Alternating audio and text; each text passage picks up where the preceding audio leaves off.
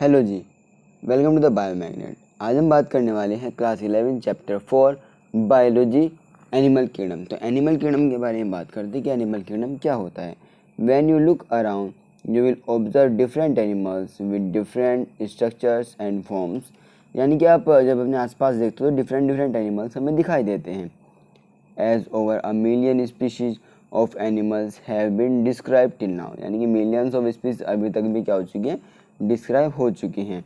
The need of classification become all the more important.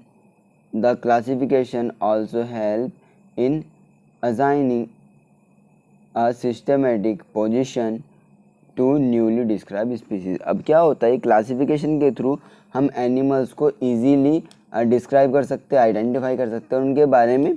अगर हम उनको फर्दर हमें क्लासिफिकेशन करना पड़े तो हम उनके बारे में पर्टिकुलरली इंफॉर्मेशन को ऑब्टेन कर सकते हैं।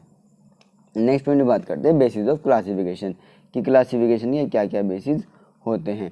In spite of differences in structure and forms of different animals, there are fundamental features common to various individuals in relation to the arrangement of cells, body symmetry, nature of coelom, pattern of digestive, circulatory or reproductive systems. These features are used as the basis of animal classification and some of them are discussed here। अब क्या होता है कि अगर हम जो animals हैं उनका क्लासिफिकेशन और उनके बीच में क्या क्या जो रिलेशन है, क्या क्या उनके बेसिस है क्लासिफिकेशन के, तो जैसे उसमें आता है सबसे पहला अरेंजमेंट ऑफ सेल, की जो सेल होती है उनका पर्टिकुलर क्या क्या अरेंजमेंट होता है उसके भी यहाँ पे। नेक्स्ट आता है कि उनकी जो बॉडी सिमेट्री होती है वो क्या होगा, और जो उनकी जो नेचर होगी सिलोम की, वो उनके अंदर जो पैटर्न है डाइजेस्टिव, सर्कुलेटरी और रिप्रोडक्टिव सिस्टम का, वो कैसे अरेंज होगा पर्टिकुलरली, ठीक है ना। तो इनके बिहाफ पे हम क्या करते हैं, इन फीचर्स के बिहाफ पे हम उनको डिफरेंट इंडिविजुअल्स को कैटेगराइज कर देते हैं। तो नेक्स्ट आता है इसमें सबसे पहले level of organisation. Level of organisation से हमारा क्या मतलब है कि जिनसे उनकी बॉडी मिलके बनती है, यानी कि ऐसा होता है कि कुछ की बॉडी सेल से मिलके बनती है, कुछ की बॉडी मतलब सिंगल सेल ही होती है, कुछ की बॉडी जो होते हैं मल्टी सेलुलर होते हैं, तो उनकी बॉडी में टिश्यू मिलते हैं या फिर ऑर्गन भी मिलते हैं। तो ये सब क्या है, ये सब organ system level of organisation होता है या फिर tissue system level of organisation होता है। जैसे कि सबसे पहले आता है सेल, सेल के बाद आता है टिश्यू, टिश्यू के बाद आता है ऑर्गन, और ऑर्गन के बाद आता है ऑर्गन सिस्टम, और ऑर्गन सिस्टम के बाद कंप्लीटली बॉडी जो कॉम्प्लेक्स बॉडी होती है वो स्ट्रक्चर बना होता है। चलिए इसके बारे में बात करते हैं। Though all the members of Animalia are multicellular, यानी कि वैसे तो एनिमेलिया के सभी मल्टीसेलुलर होते हैं। All of them do not exhibit the same pattern of organisation of cell, मतलब सभी जो इंडिविजुअल होते हैं वो सेल्यूलर ऑर्गेनाइजेशन लेवल शो नहीं करते, लेकिन सभी मोस्ट ऑफ क्या होते हैं, मल्टीसेलुलर होते हैं। For example in sponge the cell are arranged as loose cell aggregates, यानी कि स्पॉन्ज के अंदर लूजली पैक्ड होती है cells, that is they exhibit cellular level of organisation, और इसी वजह से उनके अंदर क्या मिलता है, सेल्यूलर लेवल ऑफ ऑर्गेनाइजेशन मिलता है। नेक्स्ट आता है some division of labour activities occur among the cell, यानी कि अब देखिए डिवीजन ऑफ लेबर से हमारा क्या मतलब है कि डिफरेंट सेल्स मिलके किसी पर्टिकुलर फंक्शन को परफॉर्म करती हैं, तो उसको बोलते हैं डिवीजन ऑफ लेबर। तो इसमें क्या आता है, इसमें आ जाते हैं यहाँ पे in coelomates the arrangement of cell, यानी कि सिलोमेट्स के अंदर सेल की अरेंजमेंट होती है वो ज़्यादा कॉम्प्लेक्स होती है। Here the cell performing the same function are aggregated into tissues, यानी कि सिलोमेट्स के अंदर क्या होता है कि ये सेल्यूलर लेवल का ऑर्गेनाइजेशन और कॉम्प्लेक्स हो क्या बन जाता है, टिश्यू लेवल ऑफ ऑर्गेनाइजेशन बनता है, और जिसकी वजह से वहाँ पे क्या होता है, जिसकी वजह से वहाँ पे पर्टिकुलर सेल एक साथ मिलकर काम कर पाती हैं। Still higher level of organisation that is organ level of organisation, मैंने बताया ना आपको organ level of organisation tissue से मिलकर बनता है, ठीक है। ये मिलता है जैसे कि प्लेटीहेल्मिन्थीज होती हैं और अदर हायर जो फाइलम होते हैं उनके अंदर ये देखने को मिलता है, जिसमें और डिफरेंट जब ऑर्गन वर्क करते हैं तो फिर वो क्या बनाते हैं, organ system level of organisation बनाते हैं। और जैसे कुछ एनिमल्स, एनिलिडा हो गया, ऑर्थ्रोपोडा हो गया, मोलस्काज हो गए, ठीक है। इनके साथ साथ और बहुत सारे आते हैं, जैसे इकाइनोडर्मेटा आ जाते हैं, इकाइनोडर्मेटा के साथ साथ आ जाता है कोडेट्स आ जाते हैं।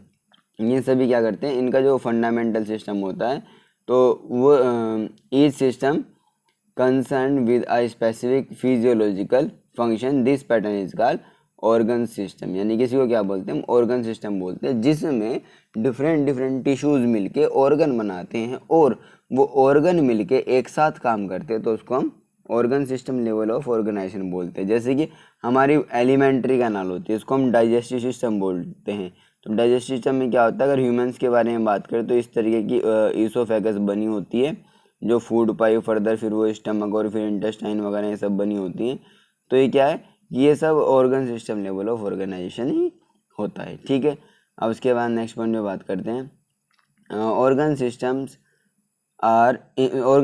in different groups of animals exhibit various pattern of complexities. For example, the digestive system in platyhelminthes has only a single opening to the outside of the body that serves as both mouth and anus. अब क्या होता है, प्लेटीहेलमिंथीज के अंदर एक single opening होती है, जो क्या करती है, जो माउथ और जो एनस होता है दोनों की ओपनिंग को शो करती है। तो जब वो दोनों एक ही ओपनिंग होते हैं तो उसको क्या बोलते हैं, इनकम्प्लीट बोलते हैं, ठीक है ना। तो उसको बोल सकते हैं कि उनके अंदर इनकम्प्लीट एलिमेंट्री कैनाल मिलती है, फिर इनकम्प्लीट जो होता है डाइजेस्टिव सिस्टम देखने को मिलता है। Complete digestive system has 2 openings. अब अगर कंप्लीट डाइजेस्टिव सिस्टम होगा तो उसके अंदर कितनी ओपनिंग होगी, 2 ओपनिंग होगी, माउथ और anus. Similarly the circulatory system में भी 2 टाइप्स। इसी तरीके से जो सर्कुलेटरी सिस्टम होता है वो भी कितने टाइप का होता है, 2 टाइप का होता है। कौन कौन सा, सबसे पहला आता है ओपन और दूसरा आता है क्लोज सर्कुलेटरी सिस्टम। तो ओपन सर्कुलेटरी सिस्टम में क्या होता है कि open type in which the blood is pumped out of the heart and the cells and tissues are directly bathed in it. यानी कि ओपन ब्लड सर्कुलेटरी सिस्टम वो होता है जिसमें सीधा सीधा जो ब्लड होता है पंप कर दिया जाता है बॉडी के अंदर हार्ट के थ्रू, उसको ओपन बोलते हैं हम। लेकिन close type in which the blood is circulated through a series of vessels of varying diameters, arteries, veins and capillaries. मतलब ये सीधा सीधा बता रहे कि अगर हार्ट के थ्रू सीधा ब्लड बॉडी में जा रहा है, हार्ट के थ्रू सीधा ब्लड बॉडी में जा रहा है, तो ये जो जा रहा है हार्ट से बॉडी में जो ब्लड जा रहा है तो उसको सीधा जा रहा है तो उसको बोल देते हैं हम ओपन। लेकिन अगर वो वेन्स के थ्रू, कैनाल्स के थ्रू जा रहा है तो उसको बोलते हैं हम क्लोज सर्कुलेटरी सिस्टम, ठीक है। अब नेक्स्ट में बात करते हैं सिमेट्री की, कि सिमेट्री क्या होता है। सिमेट्री वैसे तो बेसिकली क्या होता है कि जितने भी इंडिविजुअल होते हैं उनको कितने पार्ट में कट करके हम मिरर इमेज उसकी ऑब्जर्व कर सकते हैं, उसको बोलते हैं हम सिमेट्री। चलिए सिमेट्री के बारे में बात करते हैं। Animals can be categorise on the basis of their symmetry. Sponges are mostly asymmetrical. Asymmetrical क्या होता है, जिसको वो इंडिविजुअल जिसको कहीं से भी काट लो तो वो मिरर इमेज शो नहीं करते, इसलिए उसको क्या बोलते हैं, हम एसिमेट्रिकल बोलते हैं।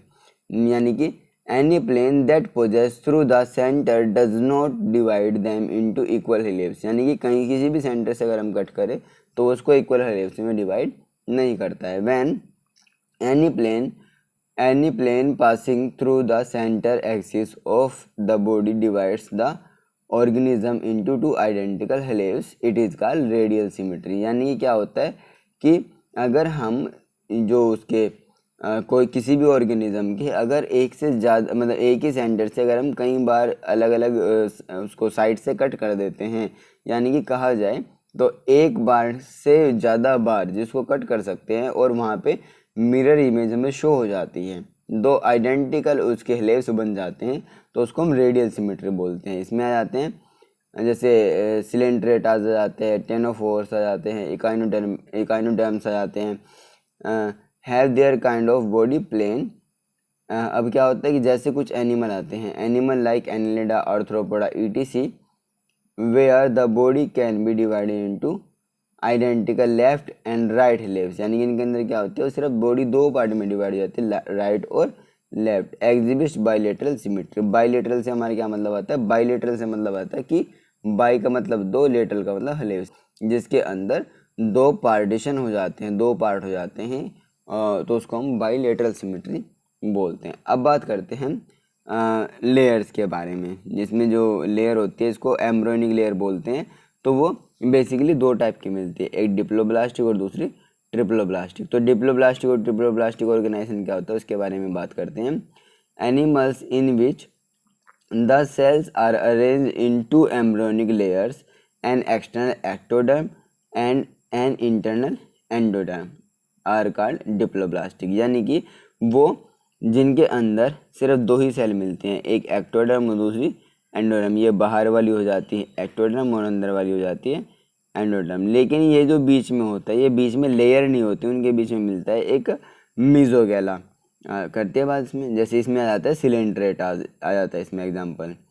N an undifferentiated layer mesogyla is present in between the ectoderm and endoderm, यानी कि इनके बीच में एक्टोडर्म और एंडोडर्म के बीच में क्या मिलता है, मीजोगैला मिलता है। लेकिन अगर जो ट्रिप्लोब्लास्टिक होता है, ट्रिप्लोब्लास्टिक के अंदर एक्टोडर्म, एंडोडर्म और मीजोडर्म जो मिडल लेयर होती है वो भी देखने को मिल जाता है। ठीक है, अब नेक्स्ट पॉइंट में बात करते हैं। ये मैं आपको बता चुका हूँ। ठीक है, नेक्स्ट आता है हमारा सीलोम। अब ये सीलोम क्या होता है, सीलोम के बारे में बात करते हैं। चलिए लीजिए, तो इसमें सबसे पहला आता है कि coelom.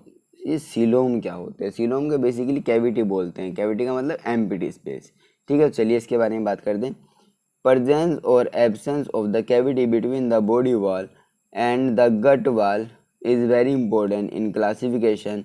The body cavity in which is line by mesoderm is called coelom. अब इसी को हम सीलोम बोलते हैं। बॉडी कैविटी मैंने बताया ना आपको कि जो बॉडी की कैविटी होती है उसको हम क्या बोलते हैं, सीलोम बोलते हैं। तो इसमें क्या आता है कि जिनके अंदर प्रेजेंट होता है कहाँ पे, मेसोडर्म, ये जो अंदर वाली लेयर होती है इसके बीच में जब प्रेजेंट, ये वाला जो प्रेजेंट है इसको हम क्या बोलते हैं, हम सीलोम बोलते हैं। और जिन ऑर्गेनिज्म में होते हैं उनको बोलते हैं हम सीलोमेट। ठीक है, animals possessing coelom are called coelomates, ये बता चुका हूँ इसमें। Annelida, Mollusca, Arthropoda, Echinodermata, Hemichordata and Chordata, ये इसके एग्जांपल आते हैं। In some animals the body cavity is not line by mesoderm, यानी कि कुछ एनिमल्स में जो बॉडी कैविटी होती है वो मेसोडर्म से घिरी हुई नहीं होती, कवर नहीं होती। Instead the mesoderm is present as scattered pouch in between the ectoderm and endoderm, यानी कि एंडोडर्म और एक्टोडर्म के बीच में ना पाउचेज होते हैं, बटे हुए होते हैं।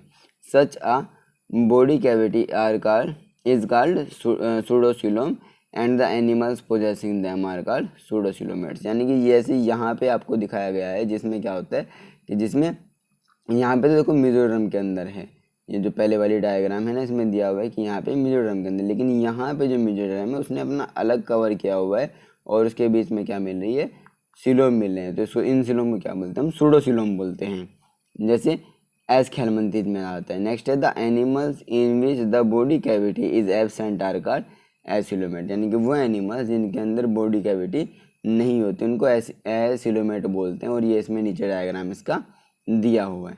उसके बाद नेक्स्ट आते हैं सेगमेंटेशन की। सेगमेंटेशन क्या होता है, सेगमेंटेशन बेसिकली बॉडी डिवाइड हो जाती है हमारी, उसके बारे में बात करते हैं। Segmentation in some animals the body is externally and internally divided into segments, यानी कि कुछ एनिमल्स में बॉडी डिवाइड हो जाती है इंटरनली और एक्सटर्नली, जिसको क्या बोलते हैं, हम सेगमेंट्स बोलते हैं। With a serial repetition of at least some organs, यानी कि जिसकी वजह से कुछ ऑर्गन्स का भी रिपीटेशन होता है, ऑर्गन्स में अंदर मिलता है और वो रिपीट होते रहता है, जो रिंग्स उनके अंदर मिलती है। For example in earthworm the body shows this pattern call metameric segmentation. दोस्तों क्या बोलते हैं, मेटामेरिक सेगमेंटेशन बोलते हैं जब वो इसी तरीके के पैटर्न शो करते हैं। And the phenomenon is known as metamerism, और इसी फिनोमिनन को आप बोलते हैं मेटामेरिज्म बोलते हैं। ठीक है, उसके बाद आते हैं नोटोकॉर्ड। नोटोकॉर्ड को याद रखना, नोटोकॉर्ड इज द बैकबोन, बस यही समझ लेना कि नोटोकॉर्ड एक बैकबोन ही है बस। ठीक है, notochord is a mesodermally derived rod-like structure formed on the dorsal side during embryonic development in some animals। यानी कि जब एम्ब्रियोनिक डेवलपमेंट होती है तो वहाँ पे क्या होता है कि जो नोटोकॉर है, नोटोकॉर का स्ट्रक्चर भी फॉर्म हो जाता है उनकी डोर्सल साइड में। Animals with notochord are called chordates, यानी कि वो एनिमल जिनके पास नोटोकॉर्ड्स होती है उनको कोर्डेट्स बोलते हैं। And those animals which do not form this structure are called non chordates, यानी कि जिन एनिमल्स के पास ये स्ट्रक्चर नहीं होता उनको क्या बोलते हैं हम, नॉन कोर्डेट्स बोलते हैं। जैसे आ जाता है इसमें पोरीफेरा एंड इकानोडा।